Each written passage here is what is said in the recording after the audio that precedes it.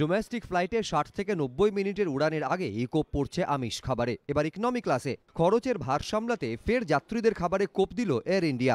দীর্ঘদিন ধরেই আর্থিক সমস্যায় ধুঁকছে রাষ্ট্রায়ত্ত উড়ান সংস্থা এয়ার ইন্ডিয়া। বেড়ে চলা খরচের বোঝা কিছুটা হালকা করতে এবার কাটছাঁট যাত্রীদের খাবার মেনু। এক বিজ্ঞপ্তিতে এয়ার ইন্ডিয়া কর্তৃপক্ষ জানিয়েছে, অন্তর্দেশীয় উড়ানে ইকোনমি ক্লাসে এবার থেকে আমিষ খাবার পরিবেশন করা হবে না, কারণ ব্যাপক হারে নষ্ট হচ্ছিল আমিষ খাবার। অন্যদিকে টান পড়ছিল নিরামিষ খাবারে। খাবার নষ্ট হওয়া রোখার পাশাপাশি খরচ কমানো এবং কেটারিং ব্যবস্থাকে আরও উন্নত করতেই এই সিদ্ধান্ত। কয়েক মাস আগে ডোমেস্টিক ফ্লাইটে ৬০ থেকে ৯০ মিনিটের উড়ানে যাত্রীদের পাত থেকে আমিষ খাবার বাদ দিয়েছে এয়ার ইন্ডিয়া। রাষ্ট্রায়ত্ত উড়ান সংস্থার তখন যুক্তি ছিল, শতাধিক যাত্রীর খাবার পরিবেশন করার জন্য বিমানে থাকেন হাতে গোনা কয়েকজন কর্মী।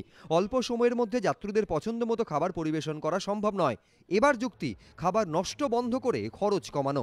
তবে আগের মতোই বিজনেস এবং প্রথম শ্রেণীর যাত্রীরা পাবেন আমিষ খাবার। এবিপি আনন্দ।